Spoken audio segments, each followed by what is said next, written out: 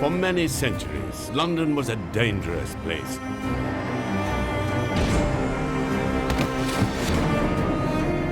It was a magnet for the very worst kind of people. Jack the Ripper dominated the headlines. But he wasn't the only killer around. Murder was afoot. The fear of death was everywhere. But police had their work cut out to track the culprits down. In this series, we'll be investigating some of the city's most notorious and intriguing crimes. Female defendant. Sexual intrigue, vicious murder, as well as the latest technology, fed the nation's insatiable desire for gruesome stories of London's dark side.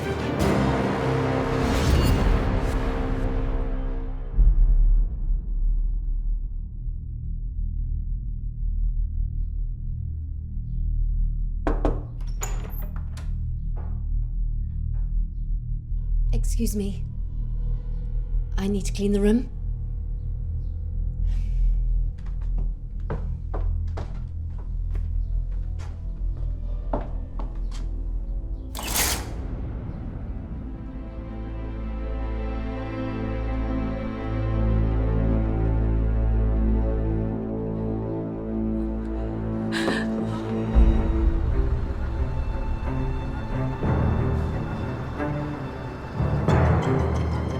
It was 1946, and the Second World War was over. Most of Europe lay in ruins. London had endured the relentless bombardment of the Blitz. The time had come to rebuild a home fit for heroes who were returning needing new houses and new jobs. Men were coming back who'd been trained to kill and who'd seen and done awful things. The society was grappling with the challenge of reintegrating them into a country forever changed. Adolf Hitler had committed suicide on April 30th, 1945, and Victory in Europe Day finally arrived on the 8th of May. Crowds gathered across London in joyous mood to see King George VI on the balcony of Buckingham Palace and Winston Churchill waving from Whitehall. Even the future Queen Elizabeth II joined in the festivities as she was allowed to wander incognito through the jubilant crowds. And just as the young Elizabeth would take on the role normally held by a man, so too did many other women at this time. More women are coming into industry every day, and much more varied are their jobs. Indeed, today, women are tackling jobs that were thought impossible a few years ago. Women's role in World War II was to replace men who had actually gone to war, which of course caused a problem at the end of the war when men came back expecting to take on the jobs that the women had been successfully doing for several years. It was the women who actually built Waterloo Bridge, and they were engaged in that heavy labour. They were replacing the men who were away at war. But the country was now ready to return to peacetime after the most deadly conflict in human history. 1946 saw the London victory celebrations with military parades marching through the city and a nighttime fireworks display. But amongst all the cheer, some very dangerous individuals were lurking, and the burgeoning British press had plenty of sensational stories to report on. Really, the early 20th century, it started to accelerate. After W.T. Stead started to expose scandals and things like that, it opened the newspapers much more to murder, and especially after the Second World War, because the British public became very desensitized to horror, because they were used to seeing bombed out sites, dead bodies. So murder became much more palatable to the British public. And of course, Fleet Street always mirrored what people wanted. The Kings of the Crime Reporters were a group called the Murder Gang. People like Norman Jock Ray of the News of the World, Harry Proctor of the Sunday Pictorial, later the Daily Mail, Duncan Webb, and they had enormous power. They were mini celebrities. Some of them were interviewed for the Picture Post and things like that, and they became like household names. It must have been a relief for most of the returning soldiers to now be reading the newspapers rather than living with the fear of death every day on the battlefield. One serviceman, though, was returning to London, bringing all the savagery of the fighting with him. This man's charming exterior hid a dark and murderous psyche.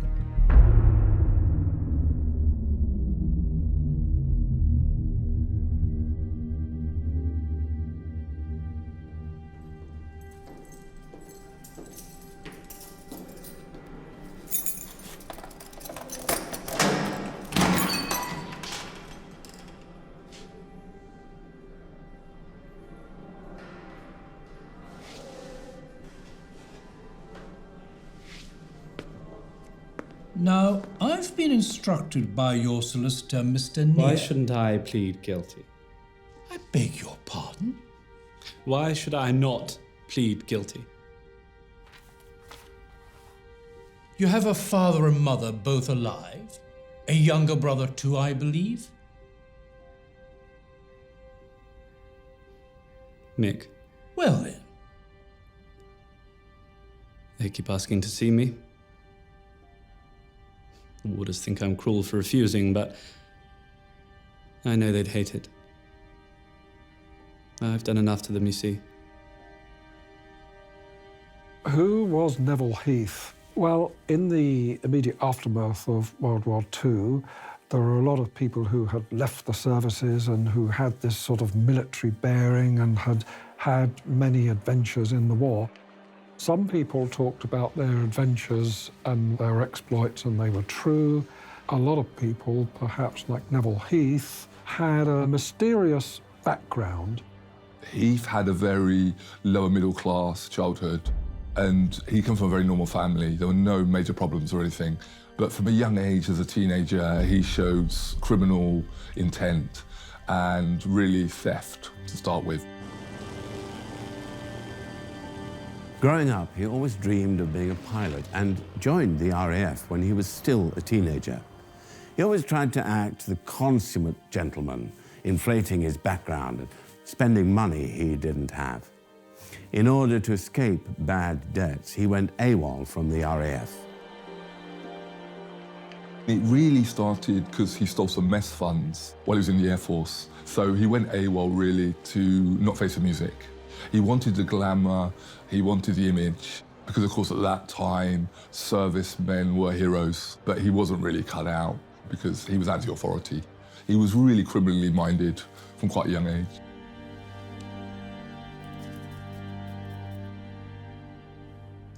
I'd ring for refreshments, but the service here, oh, that's quite all right. it's not exactly the Savoy. Tell me about your first court-martial in 37. No, thank you. You sure? Get all the smokes I need. Be pretty browned off if I didn't. You were dismissed from the service, were you not? The old buffers. It was a lark. A lark?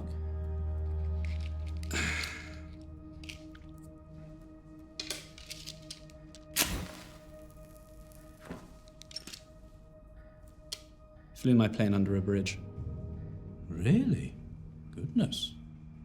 It was a damn tricky thing, actually. Even to attempt it, you have to have real skill. I mean, be a real pilot. My superiors weren't so keen, of course. No, I imagine not. It was jolly good fun, though, mind you. Neville Heath went on to have a lot more fun as he began a career as a petty criminal.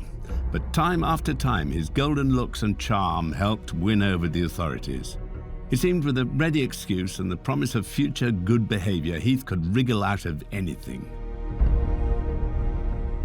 He had all the wartime glamour, the blonde hair. He had the manner of a dashing pilot, a hero. He had that glamorous aura which attracted a lot of women.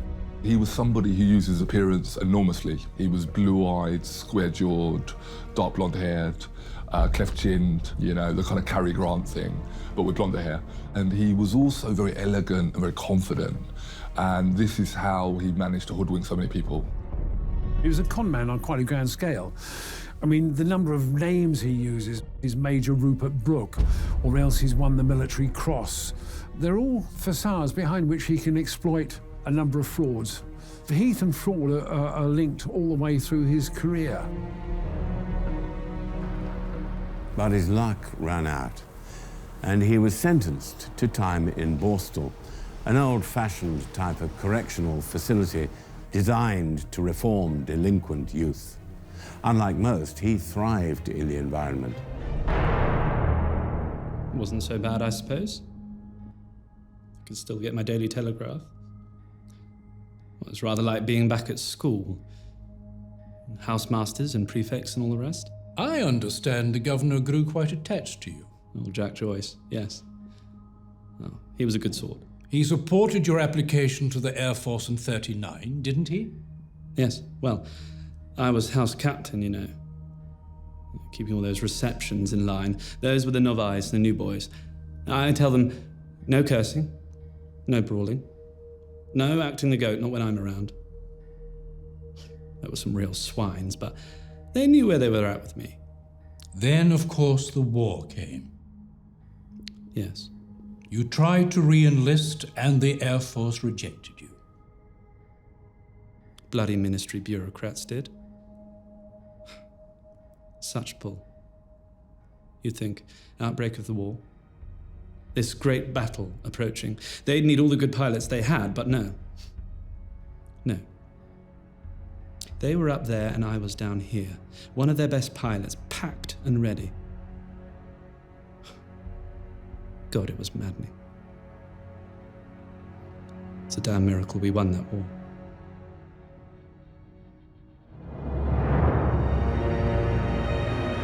Heath would eventually achieve his ambition and make his way into a cockpit after a truly remarkable journey across the globe.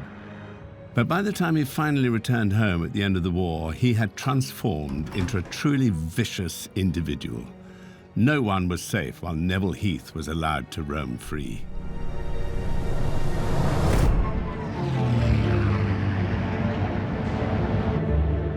Neville Heath had dreams of flying with the Royal Air Force, but those dreams had been dashed due to his troubling behavior. In September 1939, World War II had broken out, but Heath was rejected by the RAF yet again. He joined the far less glamorous Royal Army Service Corps as a private instead. He was stationed in the Middle East, but was soon court-martialed for the second time in his life and sent home in disgrace aboard the SS Multoon. But when the ship docked in South Africa, Heath seized his chance and escaped. The country offered him a new beginning. He eventually volunteered for the South African Air Force under the typically grand name of James Robert Cadogan Armstrong. Neville Heath had a very checkered military career. He was court-martialed 3 times for using checks, defaulting on payments, misuse of uniforms and medals. So there was this mix of glamour and fraud throughout his career.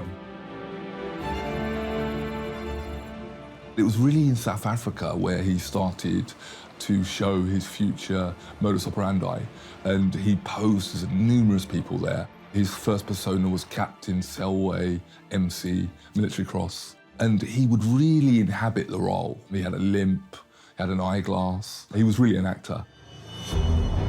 Heath's acting skills had worked well for him in South Africa. He even achieved his ambition of flying missions during the war, but his true identity was soon revealed, and in January 1946 he was deported back to England. On his return to the UK, he saw one glimmer of hope, the London School of Air Navigation. He intended to become a commercial pilot.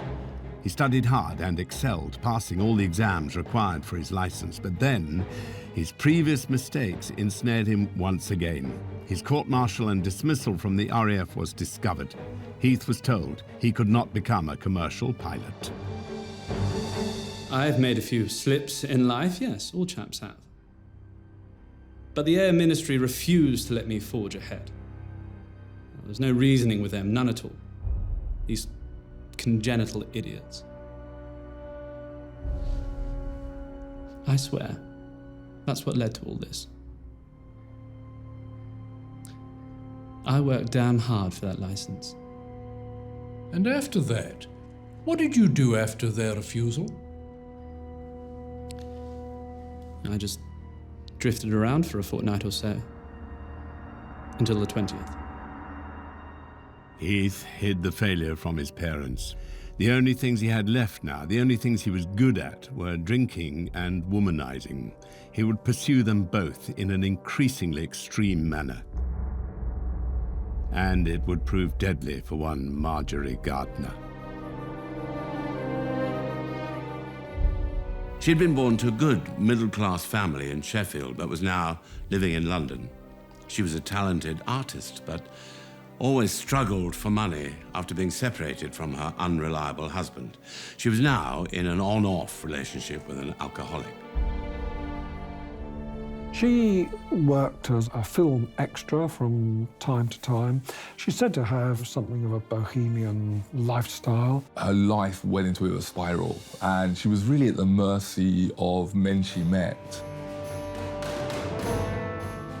She clearly enjoyed the new freedoms offered to women by the war and was drawn to the bright lights of the city. You might call her a good-time girl, but she certainly wasn't a prostitute.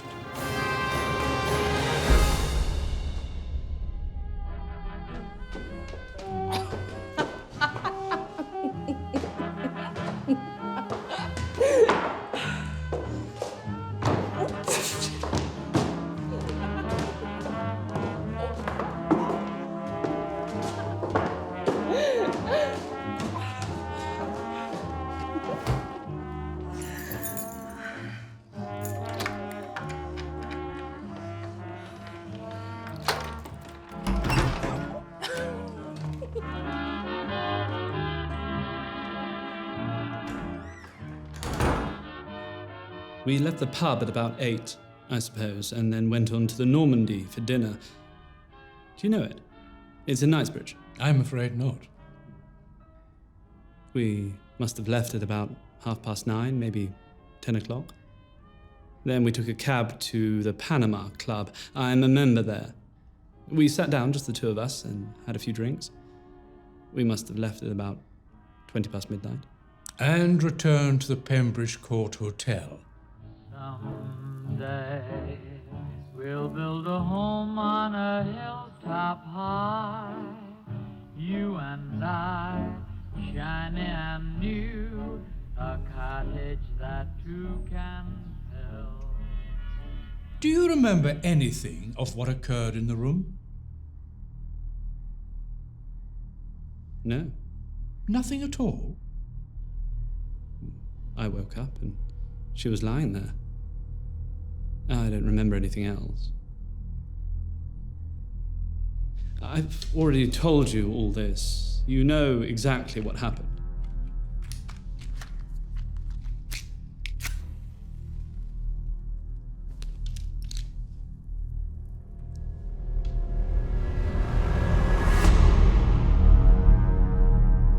Heath may have claimed he was unable to remember what happened with Margery Gardner in room 4 of the Pembridge Court Hotel.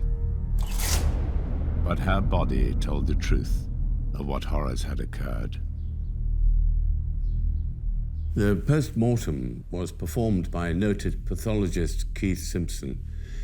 It showed that Margery had been the victim of a savage attack. She'd been bound and probably gagged. 17 whip lacerations were found on her body, and bruising showed she'd been punched in the face at least twice.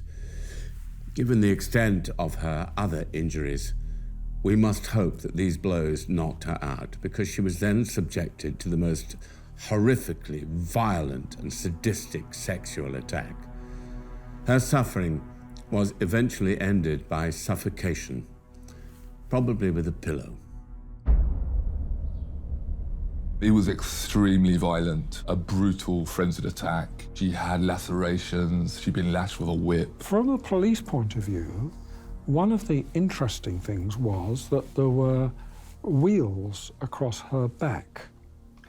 And these marks or scars had a peculiar diamond pattern. And when the pathologist was discussing the case with the detective, he said, if you can find that weapon, then you'll have your man. Neville Heath would prove a difficult man to track down, though, given his extensive experience of travelling under multiple aliases. Numerous women would cross his path as he made his way around the country. One of them would meet a gruesome end.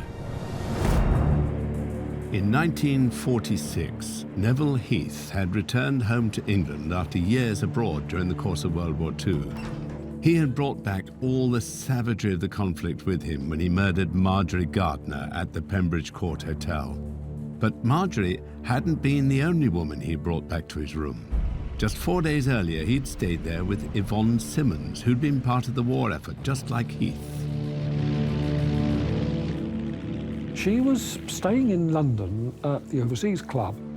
She met Neville Heath, probably impressed by this military bearing, and he put himself over as a lieutenant colonel. He took her out to dinner and persuaded her to come back to the hotel room. They spent the night in the hotel room with nothing of a violent action occurring at all. Heath had seen his new fiancée, Yvonne Simmons, off on the train back to her parents in Worthing after they spent the night together at his hotel. She was a pretty thing. Tall, slender. I think London rather dazzled her. You know these small-town girls. Not quite as you do, I imagine. You're from London, though, aren't you? Wimbledon. Oh, my parents live there. Cambridge man. Oxford. I always cheer the other lot during the boat race, I'm afraid. I fancy you were a bit of a rower, though. College late, athletics too for the university. Truly? Yes, a long jumper a long time ago. I don't foresee much long jumping in my future either. Short dropping, perhaps. Not if I have anything to say about that, Mr. Heath.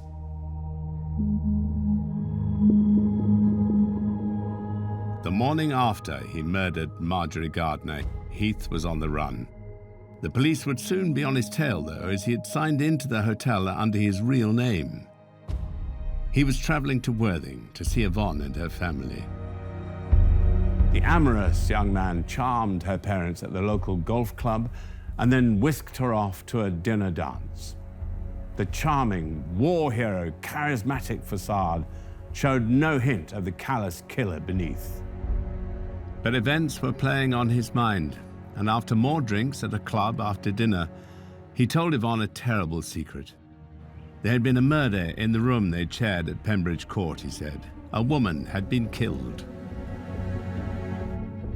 Heath was doing everything to not tell Yvonne that he was with another woman. So he said he met a man who asked him for his hotel room key because he wanted to entertain a young woman. And he said he gave him the key. He completely cut himself out of the murder. And he was able to do that because, as well as being a psychopath, Heath was almost definitely a sociopath.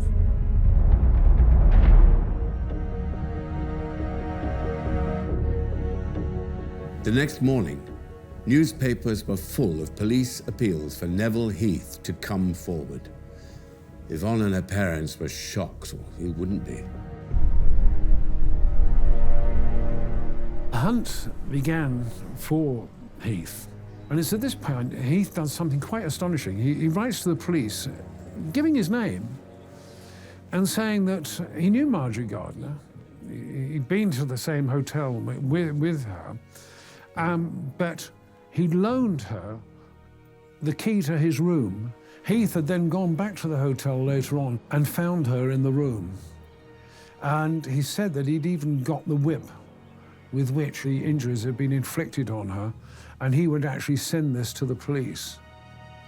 I think in Heath's delusional mind, because he spent so many years telling lies and being believed, I think he honestly thought that the police might believe him. I honestly do think that.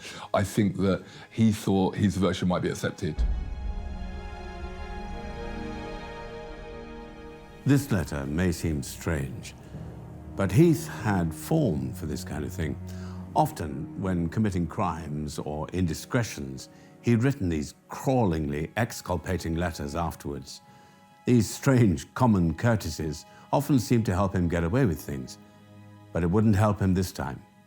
The police pressed on with their investigation. Meanwhile, Heath was having fun.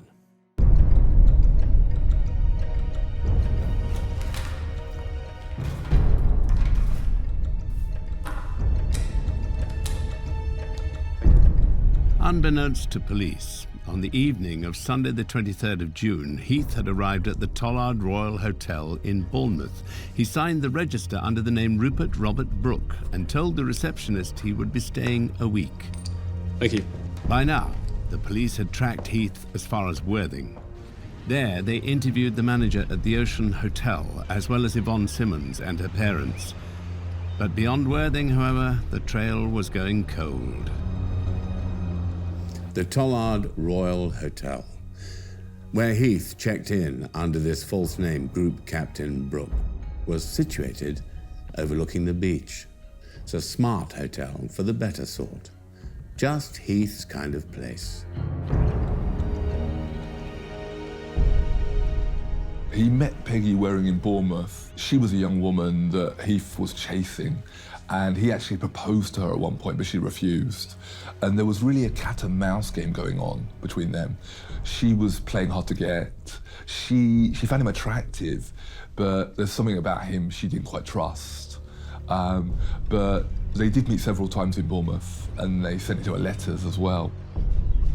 So for about 13 days, Heath was on the loose, and there was no public identification of him. It's this point he meets a young girl called Doreen Marshall. She's 21.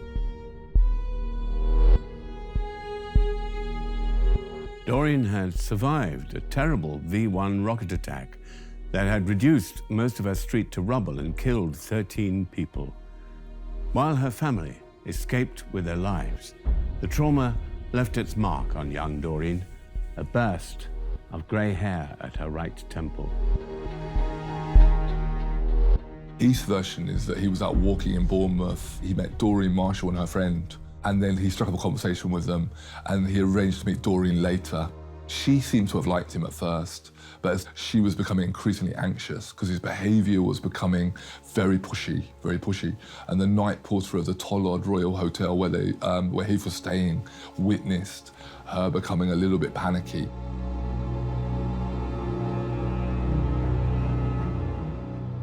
This would sadly be the last time anyone but Heath saw Doreen alive.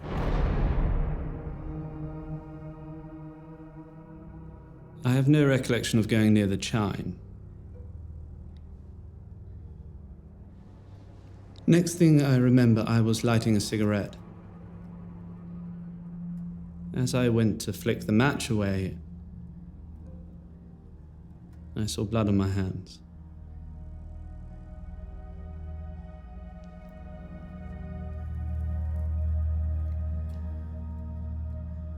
I'd left the hotel with her. I knew that. But where she was, or what happened, I was on the beach, on the sand.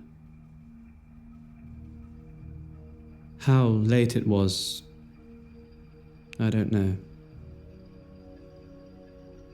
I didn't know what to do. I washed my hands in the sea and then walked back along the beach to the hotel. It was quiet. There was nobody about.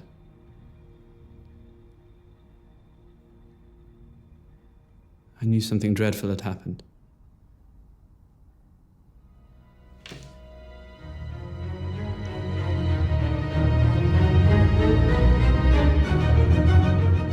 Doreen Marshall's sudden disappearance raised suspicions about the mysterious character of Rupert Brooke, who'd only just arrived in Bournemouth. The police, who were hunting for the killer of Margery Gardner, would soon realize that Neville Heath and Rupert Brooke were one and the same. When Heath was finally captured, his extraordinary and frightening life story would be revealed to both his legal counsel and a fascinated public, who were fed all the details by the burgeoning British press.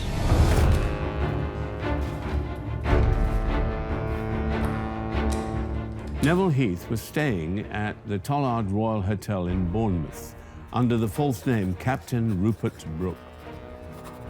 Doreen Marshall was at the hotel lounge as well, but she was now missing.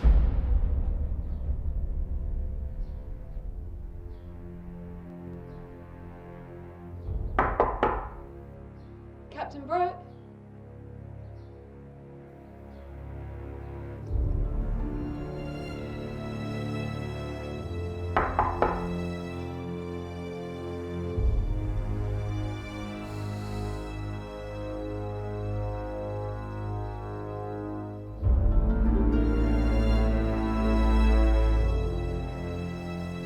When Heath went back to the hotel that night, he used a ladder to get into his hotel room. And when the porter came up to check, they saw his shoes there. And at breakfast the following morning, he told everybody that he'd played this prank on the doorman. But in fact, that created an alibi in his mind over what he had done and how he had attacked Doreen Marshall. Fears over Doreen Marshall's disappearance were growing, and on Friday the 5th of July, the manager at the Tollard Royal Hotel received a telephone call from his counterpart in town at the Norfolk Hotel, where Doreen had been staying. She had last been seen in a taxi heading for the Tollard Royal. The hotel staff at Bournemouth were very concerned about Neville Heath, or Group Captain Brooke, as he had signed himself in the register under. And because they knew that Doreen Marshall was missing, they knew that Heath had had some connection with her. They said, well, you really should go to the police, which indeed he did do. The man police believed was Group Captain Brooke seemed a helpful witness. Calm, courteous, and upfront, with nothing to hide. There was no reason to detain him, nor any reason to think there was anything wrong with Doreen's disappearance. She was on holiday, after all, and might have made an impromptu trip. She was expected to show up eventually, but a certain resemblance was nagging at their memory. Inspector Constable Souter actually had a photograph of Neville Heath, which had been circulated to the police forces, and said, well, actually, we want you to stay here just to check for a bit longer until my detective inspector comes. The Bournemouth police were under pressure to release the man, though. Wasn't he a gentleman? An honest serviceman who'd given his word? Their superiors wanted him freed, but D.I. Gates couldn't shake the conviction that this was the man the entire country was looking for. All they had to do was delay long enough till the information came through. But Group Captain Brooke had already given them a bit of information they could look into. He had told the police he was from an aerodrome in Leicester. He even gave them the name of his chief, a man called Walters. Well, this was something they could look into right away.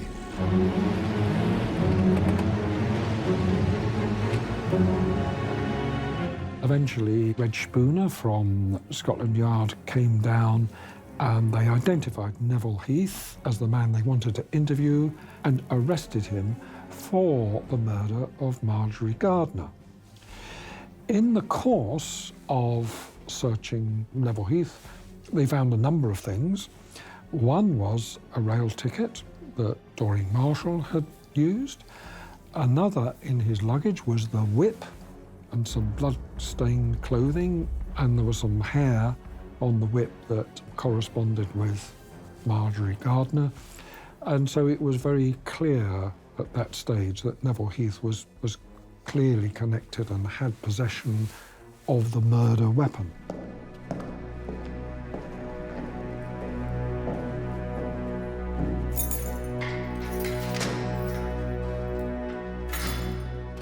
Spooner charged Heath with the murder of Margery Gardner. There was still, though, no sign of Doreen.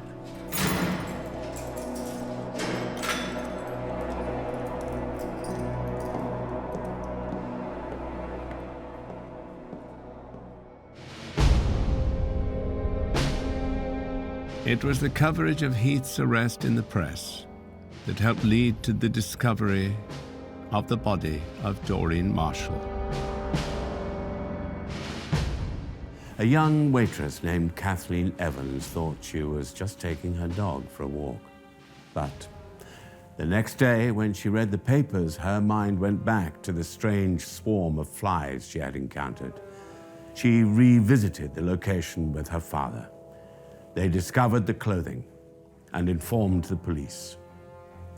Doreen's body was soon found.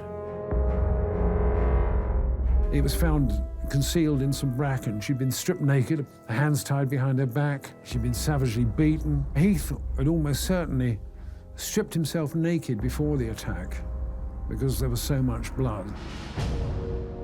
Then, having committed the attack, he'd gone into the sea, washed himself, and got rid of the knife.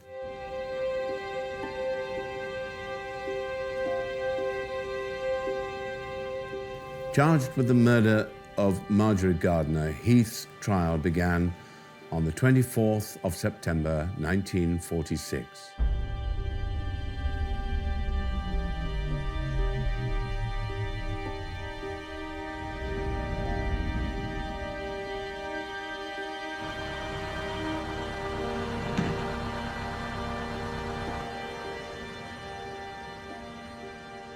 This wasn't his first appearance at the Old Bailey. It was here in 1938 that he'd been sentenced for robbery. But these charges were on an entirely different scale. Why should I not plead guilty? Mr. Heath, there is no kindness to your family in throwing your life away. A guilty plea is accepting that you were in your right mind when these murders were committed. Do you want it to be said that your parents raised a man to commit such crimes? Is that how you want Mick to think of you, and he to think himself as a child of the same parents? Mick's different, he knows better. But it's only human to wonder, is it not, what he too might be capable of. This is your opportunity, your one opportunity, to prove to Mick and your parents that the man who committed these vile murders is not the real Neville Heath they know. That would be a true kindness.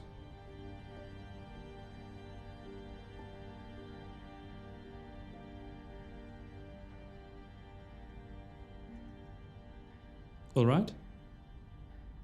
Put me down as not guilty, old boy.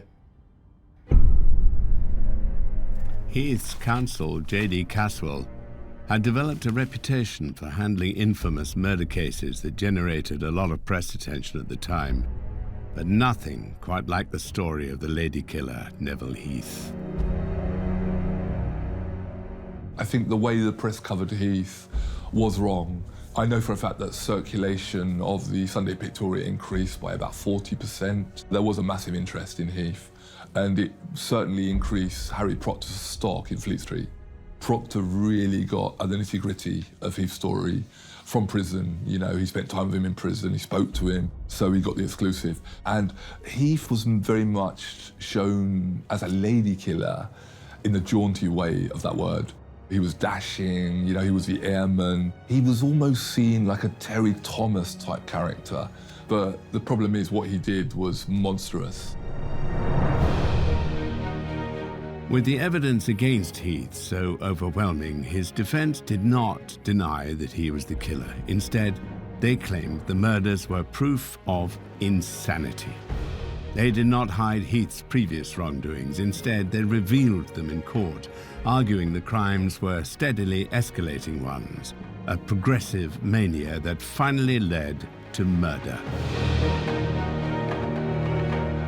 I think he was faced with a situation that a lot of murderers would have faced, that actually they were facing the death penalty if they were convicted. If they could prove insanity in some form, then actually they stood a lot better chance of being reprieved. You might think he was insane, but the thing is, in legal terms, he wasn't insane under the M'Naughton rules, which states that you have to not know what you're doing is wrong at the moment of death, and that's very difficult to prove. A number of people in his situation did actually try to plead insanity with, a wide variety of different success rates. And the problem with Heath was that he made so many efforts to cover up after both murders, and he told so many lies that it showed that he did know what he was doing was legally wrong, if not morally wrong. Will you be calling me to give evidence? I do not think at the current time that would be our best course of action. Concerned I won't see him mad enough for them, Mr. Caswell. We're not contesting your involvement in the murders. It is a question of your state of mind, and on that we will of course present the jury with expert opinion from the most eminent authorities. A doctor has been recommended. He practiced psychotherapy at Broadmoor. I'm arranging for him to visit. He shall want to conduct several interviews with you.